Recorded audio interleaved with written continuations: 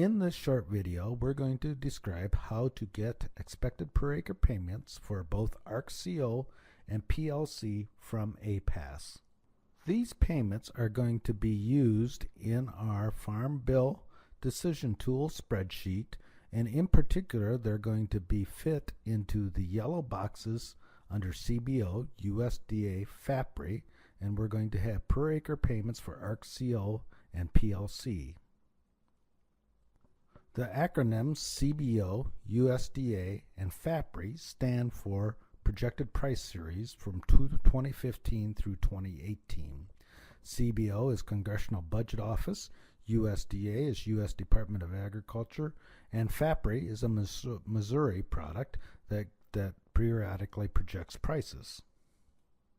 For our use here, CBO are the highest expected prices over the time frame. As you can see, 2015, $4 for corn, 2016, $4.19 for corn, 2017, $4.35 for corn. USDA are the lowest, so that would be $3.68 for corn in 2015, $3.38 in 2016. And FAPRI is in the middle. These three prices will give you a feel for what expected payments will look like on different price regimes. CBO you could view as an optimistic price regime, USDA as a pessimistic, and FAPRI is in the middle.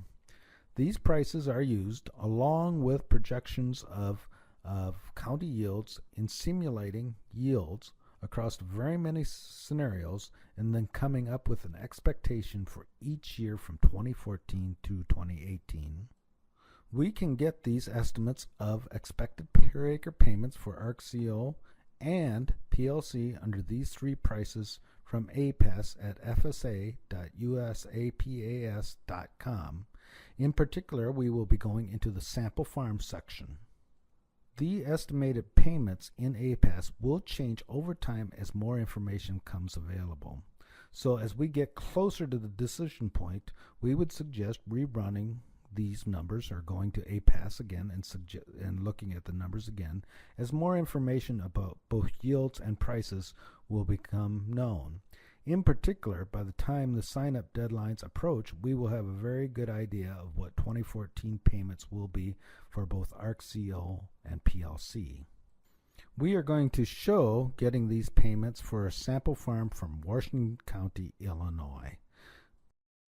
When you go into APAS, which again is fsa.usapas.com, this is what you will see, and to get our per acre payment estimates, we will go into APAS sample farm.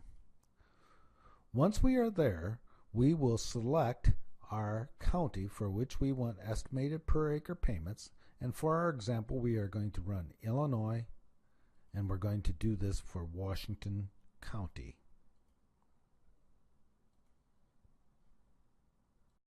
Once this is done, we can get various pieces of information for Illinois, Washington County. We can get crop acres in counties in the crop reporting district around Washington County. We can get the average plantings from 2009 through 2012 for this Washington County farm.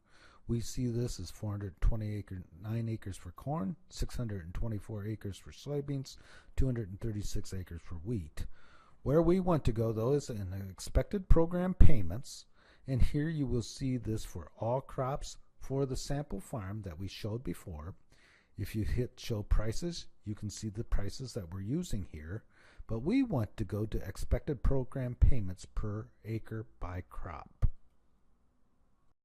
This slide gives expected per acre payments by base acre, and we are now showing those for 1 year horizon, which would be for 2014. Where we want to go is a 5-year horizon, which gives us those program payments averaged over 2014, 2015, 2016, 2017, and 2018. The other items to note here is the 75% coverage level, which should be set at roughly the coverage level that we're going to be selecting for this farm. I am going to go up to 80%, so that assumes that we're going to buy 80% RP coverage level for these various products. The only thing that impacts is our SCO payments below. The slide below shows this for CBO prices. If we're looking at this, we have corn, soybeans, and wheat here. Corn, we have Ark County expected payment of $29 per acre. That's an average from 2014 to 2018. So this is for Ark County. This is for PLC. So we have an expected PLC payment for corn of $14. And then on top of this, we have an SCO payment of $3. That is the estimated payments minus farmer paid premiums over this 5-year period if we chose SCO. If you're not interested in buying SCO, then this number should not be included. If you want to include SCO, this number should be included in the numbers we collect here. The same thing is given for soybeans and wheat. Here you can see we're projecting higher payments for corn, lower payments for wheat, and lower payments for soybeans. These numbers here, 29 for corn, Ark County, 14 plus 3, well, I'm going to assume we're taking SCO, so $17 for PLC for corn, $9 for soybeans, Ark County, $4 for the combination of PLC and SCO for soybeans, $19 for Ark County on wheat, 15 plus 2 is $17 for PLC plus SCO on wheat. We are going to transfer those numbers over into our spreadsheet so we can do some calculations. I have entered these numbers in this spreadsheet: 29 for corn, 9 for soybeans, 19 for wheat for Ark County, 17 for PLC, 4 for soybeans, 17 for wheat.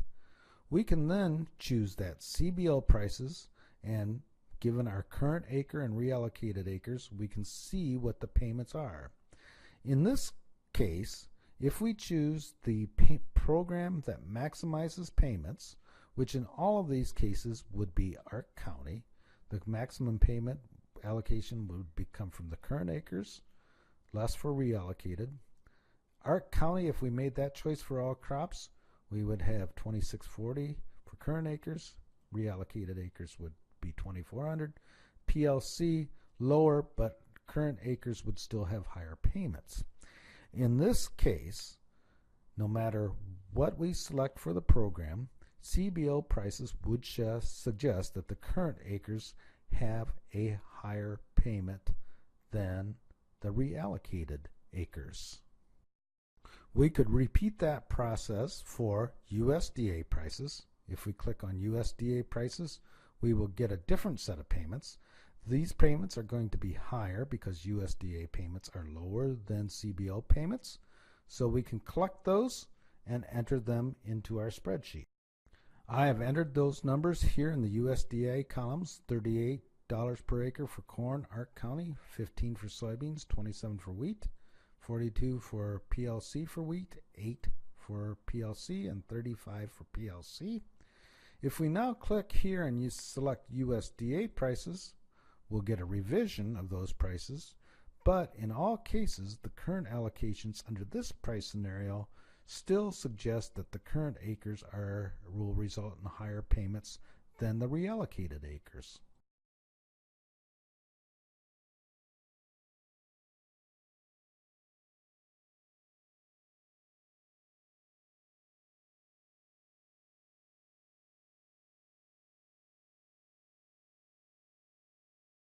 We have entered these prices here, FAPRI prices, and now we could click on FAPRI and see again how the current acres and reallocated acres for those estimated farm payments would look like under these two scenarios. Again, you'll see that the current acres are higher than the reallocated acres. We find this often, that no matter which price series you use, one allocation will be higher than the other. Obviously, if we change these prices and go down to USDA, the overall price level will change. USDA generally will be the highest, CBO will be the lowest, and FAPRI will be somewhere in between those, but nevertheless it gives you a feel for which allocation will have the highest payments. And again, we don't typically see those varying a lot across price scenarios. There also happens to be an other column here. If you would like to look at other price scenarios, you could enter them here.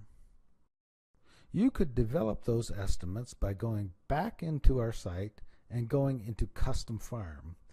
Custom Farm will require you to build your own farm, but in that process you will be able to change price expectations. So if you don't like any of the price expectations that you've seen, you can enter those here on this tab. To summarize here, I have shown you how to get per acre expected payments from APAS and enter them into our spreadsheet.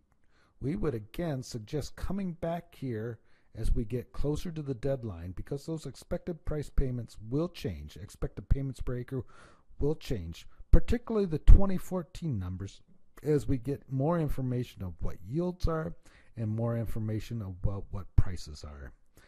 Again, this describes how we can fill out that spreadsheet.